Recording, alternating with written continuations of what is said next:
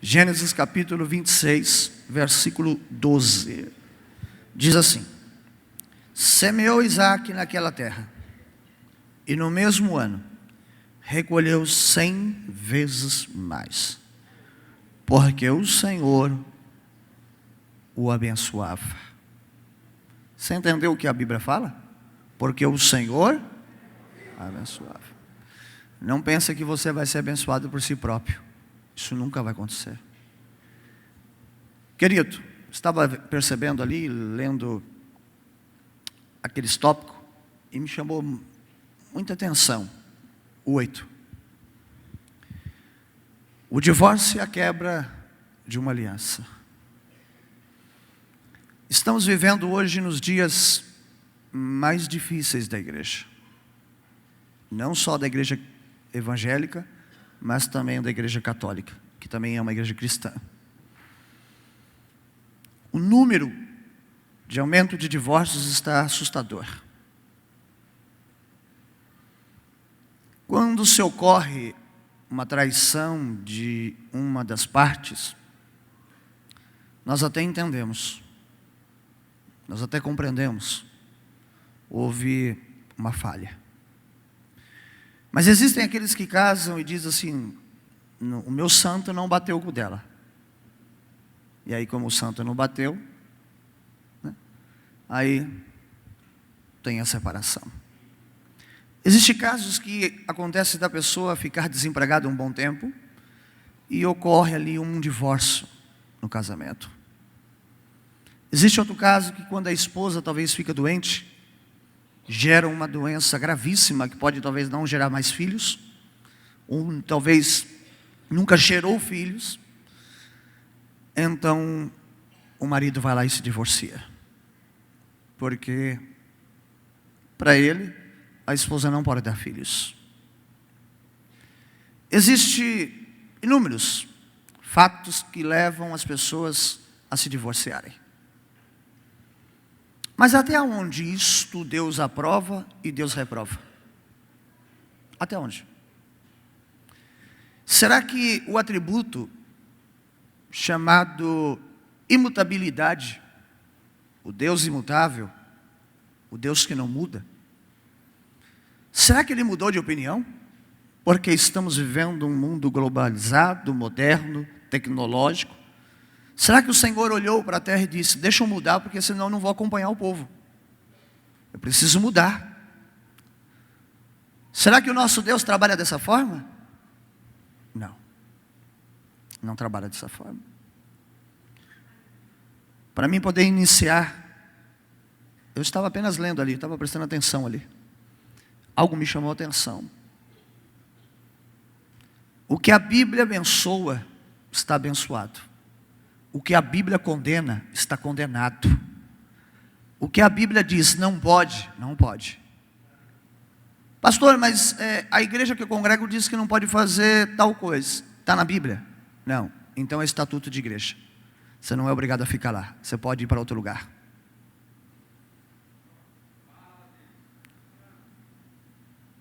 Pastor, na igreja que eu congrego, o pastor fala que pode fazer tal coisa. A Bíblia condena? Então, viva a Bíblia. Desrespeita a lei humana e vai para a carta magna chamada Bíblia Sagrada. Por quê? Porque o Senhor, Ele está cansado de ver o povo dele perecer por falta de conhecimento.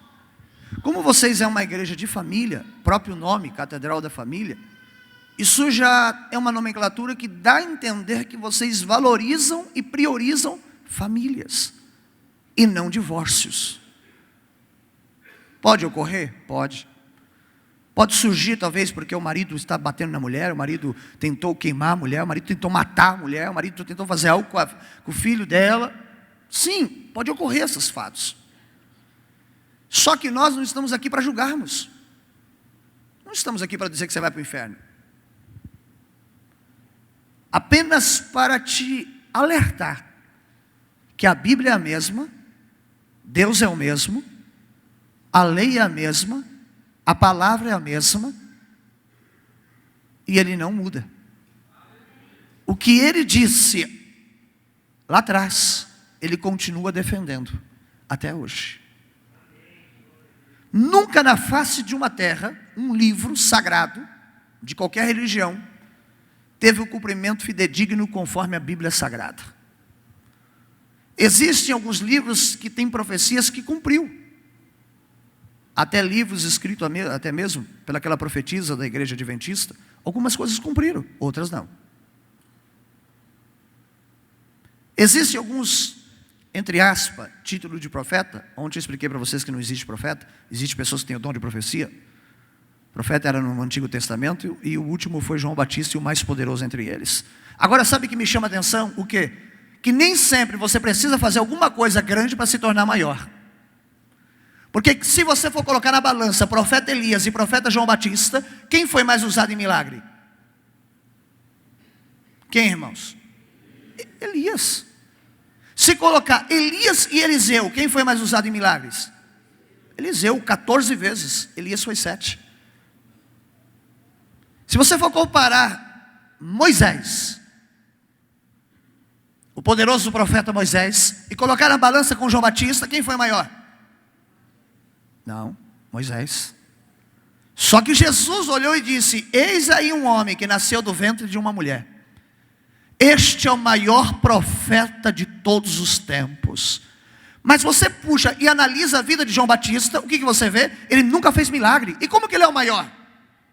Sabe o que Deus está dizendo? Você não precisa ser pastor, você não precisa ser diácono, você não precisa ser presbítero, você não precisa ser evangelista, você não precisa ser bispo, você não precisa ser missionário para ser maior. Você precisa ser servo, obediente ao Deus de Israel. Porque calavaste perrevereçam darahas merecia. Jesus olhou e disse: João Batista não fez nenhum milagre, mas ele é o maior, porque este preparou o caminho do Filho de Deus e anunciou o reino de Deus. O maior é aquele que anuncia o reino de Deus. Esse é o maior. Agora, irmãos, claro que eu não vou entrar nessa área de divórcio, até porque não é minha área. Eu sou um pastor solteiro, pastor casado que prega isso. Mas olhando aqui para essa passagem bíblica, eu vejo o quê? Deus olha para o filho de Abraão, chamado Isaque. Isaque era casado com uma jovem mulher chamada Rebeca. Segundo a Bíblia, Rebeca era uma mulher formosa, linda, e chamava até a atenção pela sua beleza. Aí você me diz: pastor, mas a beleza ela é interna. Eu concordo. Mas você não pode também, minha filha, tampar o sol com a peneira. Tem gente que é belo do lado de fora também. Não adianta fugirmos da verdade. A beleza interior é muito melhor. Mas tem pessoas que têm uma aparência bela. É realidade. Se você for pegar alguns artistas que estão aí fora, você vai perceber que existem artistas com talento na sua área, na sua vocação artística, mas existem aqueles que são belos, que são lindos, são mulheres lindas, que às vezes não têm nem talento, mas pela beleza se mantém. Rebeca era uma mulher linda, bem casada, casou com Isaque, filho de Abraão, filho de uma promessa que Deus fez. Agora, sabe por que Deus não gosta quando uma igreja coloca limite neles? O Senhor não aceita quando um povo coloca limite nos dons do Senhor. Se o pregador Deus usa na área de libertação e cai bastante pessoas endemoniadas e depois Deus liberta, reclamam. Porque caiu muito capeta no culto. Ah, não gosto daquele pregador. Parece que ele invoca os demônios. Se outro pregador tem o dom de cura, coloca a mão sobre esse enfermo e começa a sair câncer na mão dele, um exemplo, começam a dizer que o rapaz tem magia negra. Que é ilusionismo. Pastor, mas você não concorda que tem alguns picareta? Concordo. Mas no meio tem os santos também. Se um pregador revela, é espírito de adivinhação. Ou alguém mandou um zap para ele. Se o pregador não tem dom de nada, só prega a Bíblia, que é o dom da palavra, o pregador é cru, porque só prega a Bíblia. Aí Deus te pergunta: que tipo de pessoa que você quer? Se tudo que eu levanto, tu reclama. Se o meu filho não prega bem, tu diz que ele não pregou. Se o meu filho falou palavras lindas, usou vários textos em hebraico, expressou aqui até a palavra difícil, até a língua difícil que é o aramaico, aí você diz que ele é muito formal.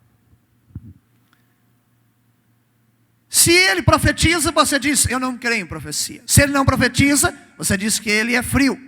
Se o Senhor usa ele em cura, diz que não é. Deus olha para nós e pergunta: o que vocês querem de mim então? Se eu manifesto e abençoo a minha casa, porque o meu povo não recebe de bom grado aquilo que eu faço? Pastor, mas você concorda que eu não sou obrigado a concordar? Sim. E o Senhor te pergunta: o que tu faz na minha casa então? Porque quando eu não estou afim de ir num lugar, eu não vou.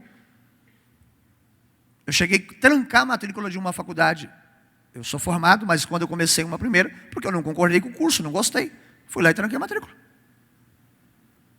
Achei que aquilo não seria produtivo para mim. Então o Senhor está nos ensinando aqui o que? Olha, Abraão tinha uma promessa. Deus falou assim: vou lhe dar um filho. Só que Abraão sabia que a situação era impossível, porque ele tinha uma esposa que não podia gerar. Só que aí Abraão vai lá, toda uma cultura judaica, acaba conhecendo Agar, tem um filho com Agar, nasce então Ismael, e vem toda a descendência árabe. Só que o pai que fez a promessa não voltou atrás. Quem prometeu estava querendo cumprir a palavra. E Abraão chega a uma idade avançada, aos 100 anos de idade, sua esposa aos 90, e o Senhor concede a ela, então, o filho Isaque, o filho de uma alegria, de uma mãe que se torna alegre, de ter um filho de uma velhice. Agora imagina hoje, se eu olhasse para uma senhora de 75 anos e dissesse para ela: minha irmã, Deus manda dizer que você vai gerar um filho, a partir de hoje você está grávida. Eu duvido que a igreja ia bater palma e dizer: ô glória, e iam me chamar de falso profeta. Nunca mais eu ia ser convidado para pregar aqui. Pastor, como vocês têm certeza? Porque vocês ficaram calados e não deram glória. Quem cala consente. Já pensou, irmão? Eu pego uma pessoa, quem tem aqui acima de 70 anos? A senhora tem? Nossa, não parece, né? Tem acima de 70? Ah, vai fazer 70? Tudo bem, vou usar a senhora como exemplo. Aí eu falo para a senhora que Deus está revelando que a senhora está grávida. A senhora crê?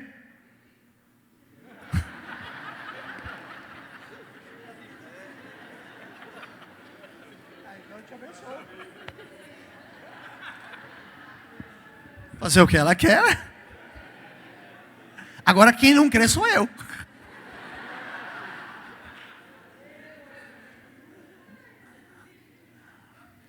Mas imagina, como que eu vou profetizar para uma senhora que tem 69 anos, que Deus vai dar um filho para ela? Se hoje uma gravidez de 37 anos já é de perigo. Uma pessoa nova já está correndo risco. Como pode isso? Como eu posso chegar a um exemplo e olhar para ela e falar assim: ó, Deus vai matar sua esposa. O povo da igreja vai falar: pastor louco, oxe. Ué, Deus não falou para Ezequiel: vou tirar até do teu coração ela. E ó, vou ceifar a tua. Agora, por que na Bíblia pode ser falado algo e agora, na atualidade, Deus não pode falar? E se falar, ele é falso profeta. Por quê? Será que Deus mudou? Não, quem mudou foi a igreja, que quer ouvir apenas aquilo que o seu coração deseja. mas não quer ouvir aquilo que o Pai tem para falar para o seu rebanho. Sabe por quê? Porque o céu não foi prometido por homem, o céu foi prometido pelo Rei da Glória. Então o Rei da Glória sabe como vai moldar a igreja. Hoje nós estamos vivendo o Ribeiro de Querite. O que é isso, pregador? Vem da língua hebraica Kiriat, que significa o quê? Moldar, cortar e colocar no tamanho certo. Deus te trouxe aqui para lhe dizer: filho, eu vou te moldar, eu vou te cortar, em breve eu vou te colocar na posição certa, porque o lugar que eu vou te colocar chama-se santo, diz o Senhor teu Deus. Então o Senhor, Ele nos fala sobre uma promessa. Sara deu risada. Por quê? Porque ela sabia primeiro da luta que ela tinha, o problema que ela tinha, a idade que ela tinha. Tudo cooperava para ela não crer. Como que eu posso olhar para uma pessoa que está há 20 anos desempregado e olhar para ele e dizer assim: irmão, Deus está te abrindo uma porta de emprego. E ele fala: pastor, estou há 20 anos, agora já não dá mais, agora eu vou pedir até o LOAS, que é o direito de INSS lá da aposentadoria especial. Já estou parado, já há tanto tempo.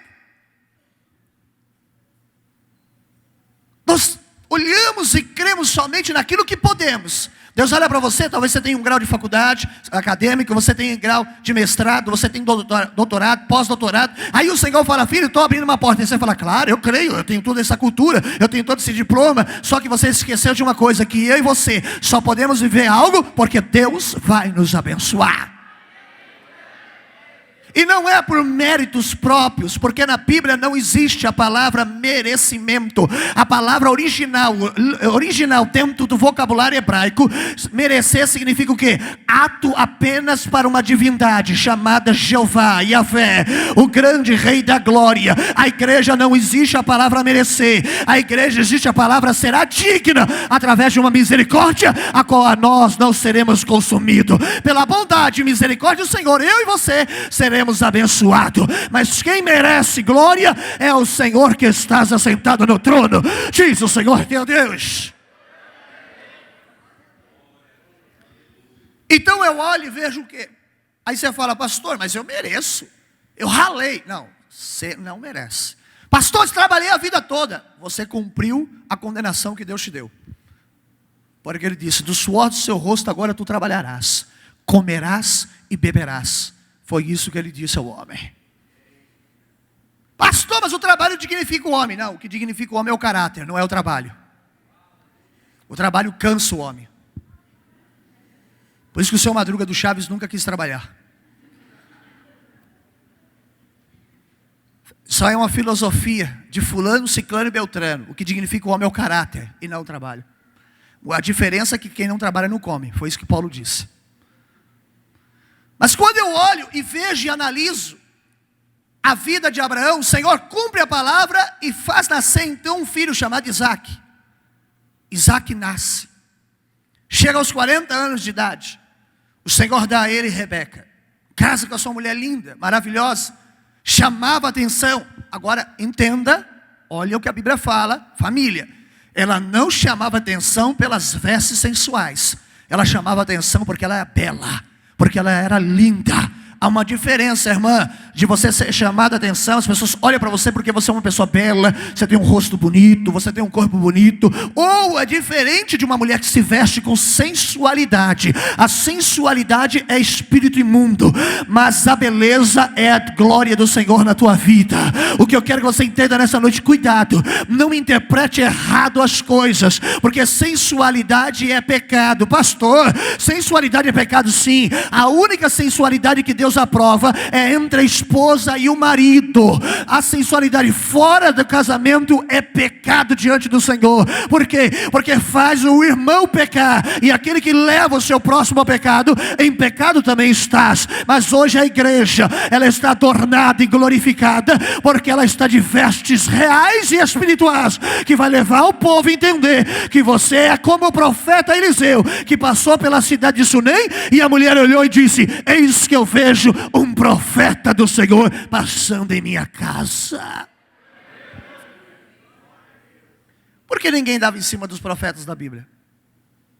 Por que ninguém deu em cima de Jesus Cristo? Sabe o que significa? Se veste de maneira comportada e não criava libertinagem. Eram pessoas simples, carinhosas, simpáticas, mas não abrir a brecha para Satanás. Cuidado. Às vezes você não percebe. Você pensa que está sendo elogiada porque as pessoas estão vendo a glória de Deus na sua vida, e não é. Mas estão vendo uma sensualidade dentro de você. E é isso que às vezes eu me pergunto: Deus, por que a mulher não é sensual para o teu próprio esposo, a qual ela tem toda a liberdade? Um dia eu estava pregando lá no Paraná, e a irmã veio conversar comigo, para mim conversar com o esposo dela, que o esposo dela não concordava com algo.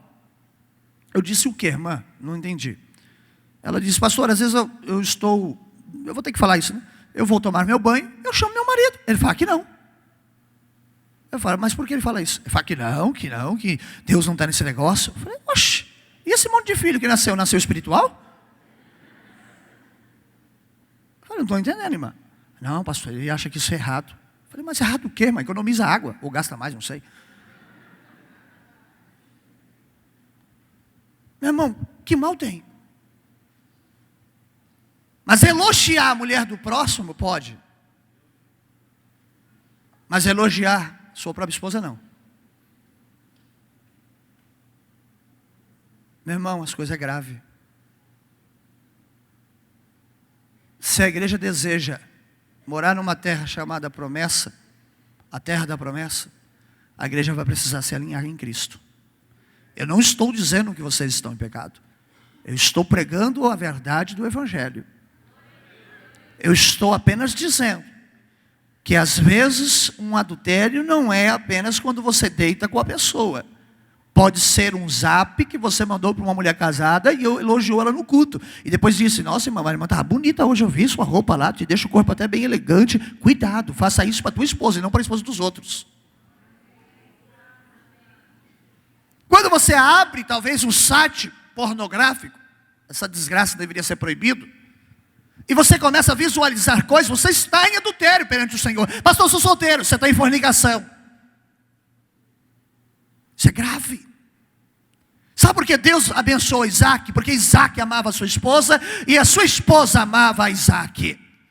Quando você passa a amar a tua família, sua família vai viver promessa, tua família vai viver milagre, e a promessa que você viver vai estender para a tua geração, teu filho, teu neto, teu bisneto, tataraneto. Por quê? Porque Deus tem uma árvore genealógica. Se a tua casa, se a tua promessa, ela é boa e produtiva, o Senhor vai expandir para a tua família. Sabe o que o Senhor está dizendo para você hoje? Se no teu casamento só houve amor, só houve promessa, então dos teus filhos também haverá amor, haverá promessa, haverá milagre. Por quê? Porque o Pai vai estender a misericórdia para a família inteira.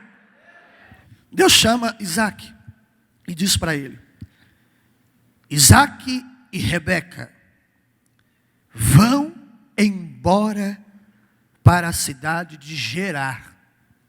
Gerar na época era uma cidade em crise. Tanto o PIB, a renda per capita, a agricultura, a pecuária. Gerar estava em crise econômica. Gerar estava vivendo um momento difícil. É como se fosse o que vocês colocaram ali, o país Moçambique. É como se fosse alguns países do continente africano que vivem uma crise terrível, a ponto deles comerem uma bolacha de barro achando que é um cookies da marca Nescau. E aqui você tem tudo e ainda joga no lixo. É complicado, irmãos. Sabe por que nós não valorizamos? Porque um dos métodos da valorização é a perca. Só vamos valorizarmos quando Deus tirar. A hora que Deus tirar o carro, você vai ver o quanto seu carro é importante para você. Você reclamava do carro: esse carro não presta, esse carro é uma outra família, esse carro só dá gasto, esse carro é o popó. Popó é aquele carro que você liga de manhã, popó, e depois Deus batiza e o carro funciona.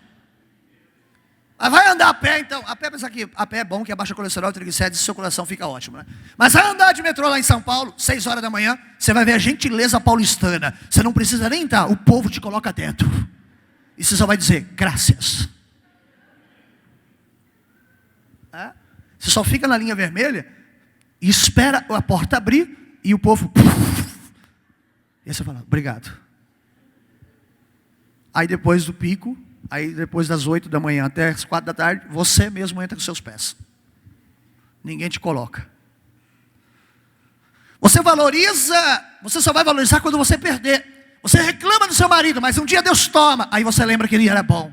Você reclama do seu filho, Deus recolhe, aí você vê que ele é bom. Você reclama da sua igreja, mas um dia você vai congregar em outra, e aí você vai ver quanto ela era importante para você. Querido, não existe lugar perfeito. Existe um povo que aprenda a renunciar a si próprio, tomar a sua cruz e seguir a Jesus de Nazaré. Porque esse lugar não é perfeito, a igreja X não é perfeita, mas essa casa é a casa do Senhor Jeová. Então adore em espírito e verdade, e olhe para o alto. Salmo 121, eleva teus olhos para os montes, porque do alto lhe virá teu socorro.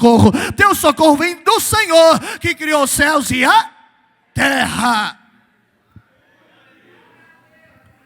Pastor, mas a igreja tem problema tal. Qual que não tem, irmão? Qual que não tem? Toda igreja tem, irmão. Toda igreja tem luta. Toda igreja tem fofoca. Toda igreja tem pecado. Toda igreja tem mentira. Toda igreja tem inveja. Pastor, a minha não tem. Então a sua está fechada. Todo mundo. Só que como que nós vamos vencer isso? Olhando para o alto. Não adianta, não vai achar uma igreja perfeita. Se você não consegue conviver nem com pessoas que estão dentro da sua casa, que é teu sangue, você vai conviver com pessoas que não têm o teu próprio sangue? Meu irmão, entenda o que o Senhor está querendo falar. Isaac vai para Gerar. A terra está passando fome, existe um rei na terra de Gerar, e esse rei que estava ali, também estava passando por crise, e de repente quando Isaac chega na terra, acreditando na promessa, Isaac pisa. Quando ele acaba de pisar na terra, então o Senhor olhou para Isaac e disse: e aí Isaac? Isaac disse: eu vou descer para o Egito. O que você vai fazer no Egito? Senhor, a terra está em fome, a terra está passando por crise, aqui eu não fico. Ele disse: você vai morar nessa terra, tu vai habitar nessa terra, e eu serei contigo, diz o Senhor dos Exércitos. Sabe o que Deus está dizendo? Se tu está pensando em sair, Deus manda lhe dizer: tu é covarde, tem de bom ânimo, ser corajoso, e fica na terra que eu te prometi, diz o Senhor teu Deus. Não se acovarda, não fuja. Você fugiu? Assim te diz o Senhor: tem duas coisas na vida que é onipresente. O quê? Deus e o problema. Sabe por quê? Porque o problema é você. Onde você for, você vai levá-lo. Talvez você fale: ah, pastor, todo mundo me odeia. Sabe por que todo mundo te odeia? Porque você não é amigo de ninguém. Se você não é amigo de ninguém, você não tem amigo. Você não semeia amizade, não vai colher amizade. Ou esqueceram o que Paulo disse lá em Coríntios capítulo 9. Aquilo que o homem semear é o que o homem vai colher. Semeando pouco, pouco colherá. Semeando abundantemente, abundantemente também colherá da parte do Senhor. Pastor, isso aí é finança. Não, isso não é finança. Se você semear amor, vai colher amor. Se você semear estrutura espiritual, vai colher a graça espiritual. Se você semear estudo, vai colher conhecimento. Sabe o que Deus está dizendo para você nessa noite? O Pai te trouxe aqui para lhe dizer: não é porque a terra está em crise que você vai voltar. Não é porque a igreja está passando por um processo que você vai abandonar. Não é porque a tua família está passando por um vento que você vai largar sua esposa. Habita na terra que eu lhe prometi e fica nela, porque ainda vou fazer milagre, diz o Senhor teu Deus. Então o Senhor, Ele fala para Isaac: não desças ao Egito. Apareceu-lhe o Senhor, forma teofânica. Deus se manifesta a ele de uma maneira teofânica e diz: não vai para o Egito, more aqui na terra, fica contigo, eu serei contigo e te abençoarei. Tu e a tua descendência eu darei todas essas terras, e confirmarei o juramento que fiz para o teu pai. Sabe o que o Senhor está dizendo? Se você for fiel, irmã, um dia seu filho vai viver a promessa que ele fez para você. Você vai ter o prazer de ver seu filho estudando, casando, se formando, trabalhando, honrando, exaltando a Jeová, e você olhar dizendo: Deus me fez essa promessa, e hoje eu vi a casa. Há 19 anos atrás, o Senhor fez uma promessa para um grupo de crente, que essa igreja seria no centro dessa região, que essa igreja seria cheia de pessoas, que essa igreja seria o lugar da casa dele, onde o povo se reunia em família. Por quê? Porque lá atrás, há 19 anos atrás, alguém acreditou nessa promessa. promessa. Hoje você está vivendo promessa que foi dada aos seus pais. Deus te trouxe aqui para dizer: filho, promessa foi feita para ser cumprida. Eu só quero que você viva debaixo de Jerusalém, diz o Senhor dos Exércitos. Agora eu entendi porque Jesus falou assim: vão para Jerusalém, até que do alto sejais revestido. Meu irmão, eu fui descobrir isso quando eu estava em Jerusalém, porque eu perguntei para um rabino chamado Daniel. Falei: rabino, deixa eu fazer uma pergunta. Eu não conheço muito bem geografia, uma das disciplinas que eu mais odiava na escola. Falei: mas deixa eu perguntar algo, senhor. Por que Jesus falou isso? Vai até Jerusalém e do alto será revestido de poder. Tudo bem que Jerusalém tem as festas, tudo bem que Jerusalém tem o templo, mas me explica algo mais profundo sobre isso. Ele olhou e falou: pastor, isso é fácil. Falei: por quê? Ele falou assim: lá no teu país, quando vocês pegam o GPS, você é de qual cidade? Eu falei: sou de São Paulo. Então você joga lá, São Paulo e qual outra cidade? Eu falei: ah, e tu? Ele disse: dá quanta de quilometragem? Eu falei: ah, dá uns 70 e poucos quilômetros. Ele disse: ok, então. Só que quando você joga São Paulo, você declarou o nome da rua? Eu falei: não. Então, qual que é o lugar que ele reconhece? Eu falei: Praça da Sé. Quando você joga São Paulo, o GPS está reconhecendo Praça da Sé. É o ponto inicial da quilometragem. Ele olhou e disse para mim: agora você vai entender por quê. Eu falei: por quê? Ele falou: porque Jerusalém é o centro da terra. No globo terrestre, Jerusalém é o centro da terra. Por isso Cristo disse: vai para o centro da minha vontade, até que do alto eu venha te revestir de poder. Até que do alto eu venha. Você vai sair daqui, ó, do centro da minha promessa, e depois você vai para a Judeia, depois você vai para Cafarnaum, depois você vai para Samaria, depois você vai para a Argentina, para onde você quiser, porque a minha palavra, ela vai cair primeiro em Jerusalém, no centro de minha vontade. Olha que lindo, irmão. Aí de repente eu vejo o Senhor dizendo: vai morar na terra? Vai ficar nessa terra, Isaac? Isaac olhou, ouviu, e disse: multiplicarei a tua descendência como as estrelas dos céus, e darei todas essas terras. Por meio delas serão benditas todas as nações. Porque Abraão, seu pai, obedeceu a minha voz e guardou todos os meus estatutos. E a ti eu lhe digo, Isaac: tu vai morar nessa terra sim ou não? Isaac disse: eu irei morar. Então eu sou contigo, Isaac. Pode caminhar, porque eu vou te abençoar na terra. Quando Isaac acaba de receber a promessa, Isaac conhecia o Brasil. Como assim, pregador? Ele conhecia o Brasil. Acho que o Brasil foi revelado para Isaac. O famoso jeitinho brasileiro para resolver os problemas. Isaac está andando com a sua mulher. Alguém olhou para ele e disse: quem é essa mulher? Minha irmã. Sua irmã? É, minha irmã. Pastor, mas por quê? A Bíblia diz: ele temia em dizer. Porque se o rei desejasse a esposa de Isaac, o rei ia dar uma ordem para trazê-la e deitar com ela. Sabendo que ela era a esposa de Isaac, ele poderia matá-lo. Não foi isso que Davi criou? Quando desejou a esposa de um outro homem?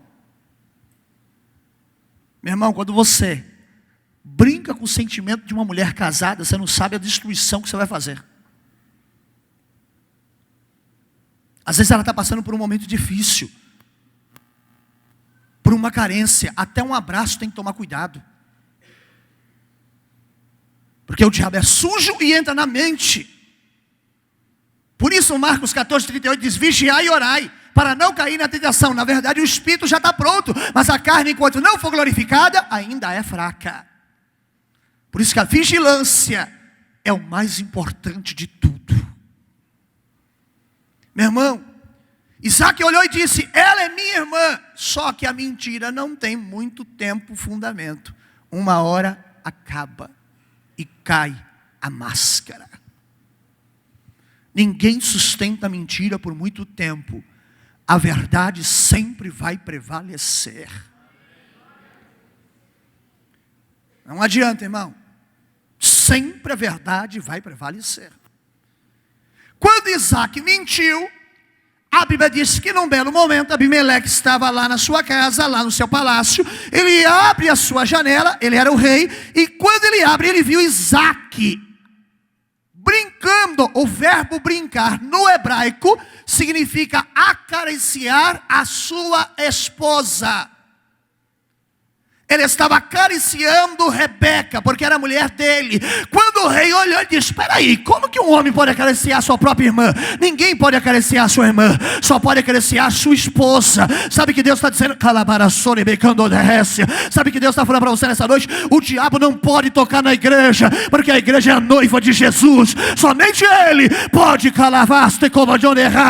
derramar a sua graça sobre a sua igreja. Aí eu olho e vejo Isaque tentando dar o jeitinho dele. Irmão, não dê o seu jeito brasileiro. Deus falou que vai abrir uma porta de emprego. Na entrevista não fala o que você não sabe.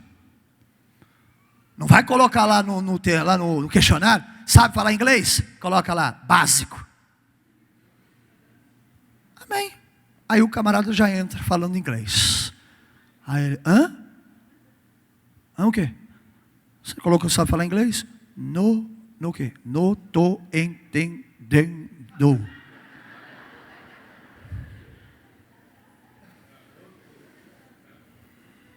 Mas você não colocou no questionário que sabe falar inglês?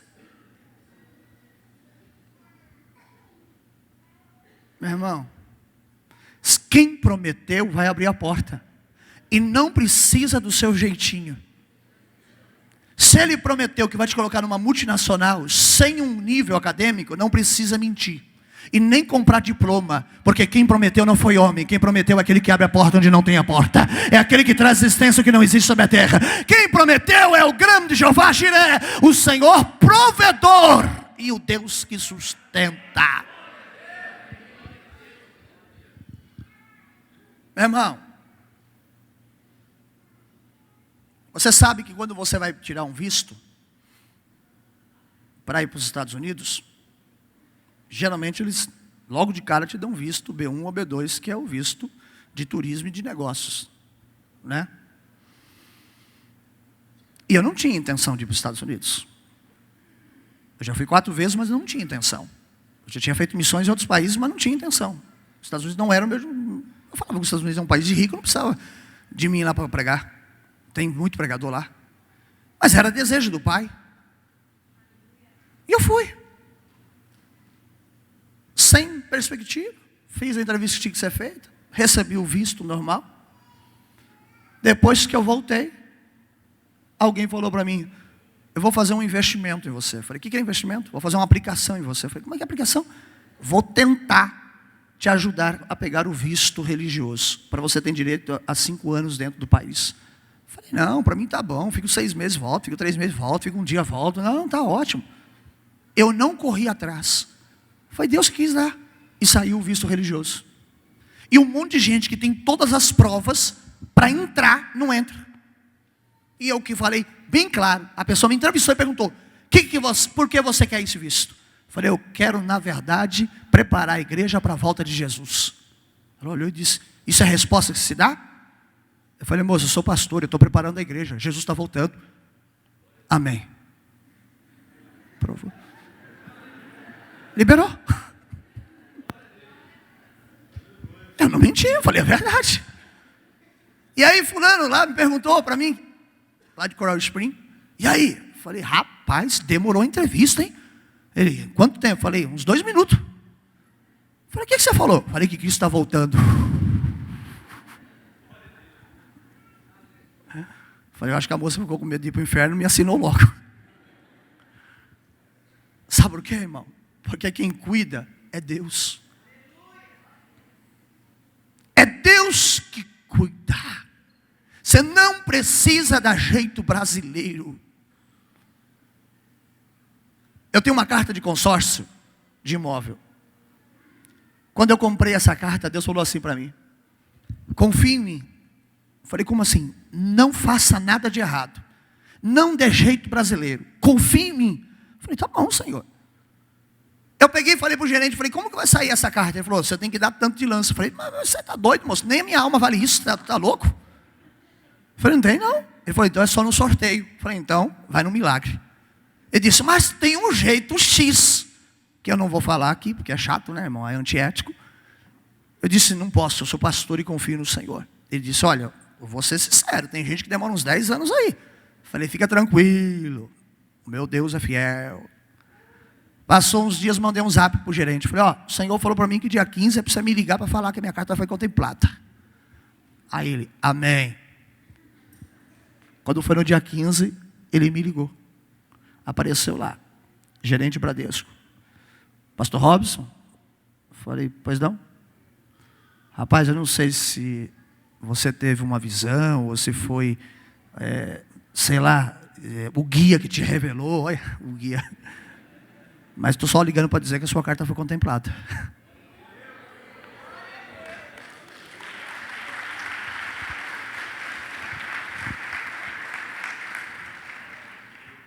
Me deram uma relação de documentos.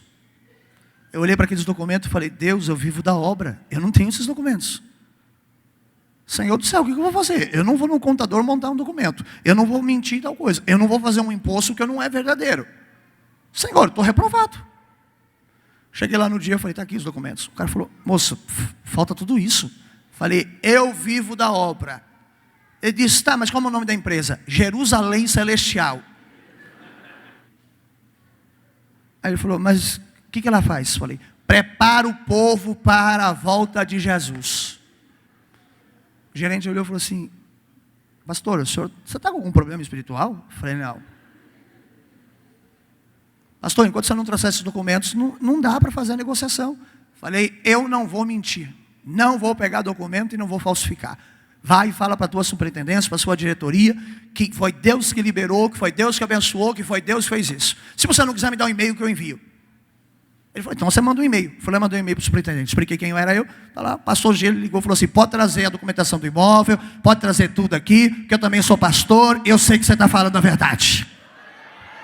Faz 3 meses que eu entrei dentro do imóvel, para a glória do Senhor Deus. Sabe por quê? Eu não vou dar jeitinho brasileiro, eu confio naquele que me chamou. Aquele que falou, você vai sair do banco que você trabalhava, aquele que você vai sair da universidade que você dava aula, é aquele que vai te sustentar. Então eu disse, Senhor, não precisarei mentir para receber milagre, vou precisar confiar no Senhor. A confiança em Deus é como os montes de Sião, que não se abala, mas permanece para sempre. E encerrando, Isaac quer prosperar nessa terra? Ele disse, quero. Me dá a semente que você trouxe de Israel. Senhor, mas a terra está em crise. Cadê a semente?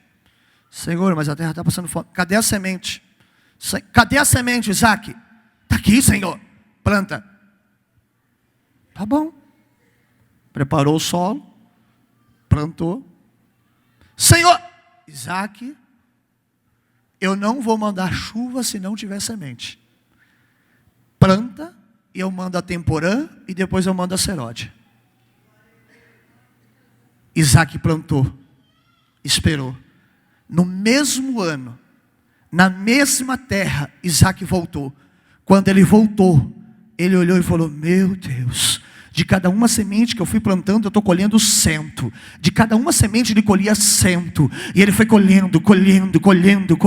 Aí Deus deu o poder da administração para ele. E ele começou a administrar. O que ele fez? Ele entregou para Deus o que era de Deus. E ele começou a comprar terra. Começou a comprar poços. Começou a comprar cavalos. Começou a comprar carro. Começou a comprar escravos. Começou a comprar tudo que tinha na terra ali. E a Bíblia diz que ele foi se tornando rico.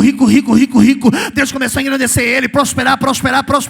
E um dia o rei chamou ele no gabinete e falou assim, Isaac, vai embora da minha terra. Ele falou, por quê? Porque você se tornou maior, tu se tornou grande e até mais importante do que o rei, porque tudo que você faz, o seu Deus te abençoa. Meu irmão, nem sempre o patrão é mais próspero do que o empregado. O patrão está devendo 200 mil reais, o empregado tem 10 mil guardado na conta. Quem que está melhor? O empregado. Não tem dívida e nem tem dinheiro guardado. O patrão tem uma empresa e está afundado. Meu querido, entenda algo. Prosperidade não é milhões, não é riqueza. É desfrutar com alegria tudo aquilo que o Pai te der, desfrutar da esposa, dos filhos, da família, da igreja, do trabalho, da faculdade, dos amigos, é desfrutar com gozo, com alegria, é sair para jogar bola com o teu amigo, é poder passear com os teus amigos, é fazer a tua faculdade em paz. Não é riqueza, sabe o que é? É você poder falar: eu vivo tudo aquilo que o Senhor me prometeu, eu e minha família somos felizes, porque o Pai nos deu felicidade. Então hoje o Senhor está dizendo: não desça para a terra do Egito, porque Egito é terra de prostituição. Fica em Gerar, porque lá eu vou te prosperar, diz o Senhor dos Exércitos. Urabagaia sobereste como derrece rai, uramachandorebara soreberrácia. Deus te trouxe aqui nessa noite para dizer: filho, hoje é noite de eu pegar a tua semente, joga ela na terra, porque eu vou enviar a chuva e ela vai lhe dar a tua colheita, diz o Senhor teu Deus. Terraia soreberra, uramacam.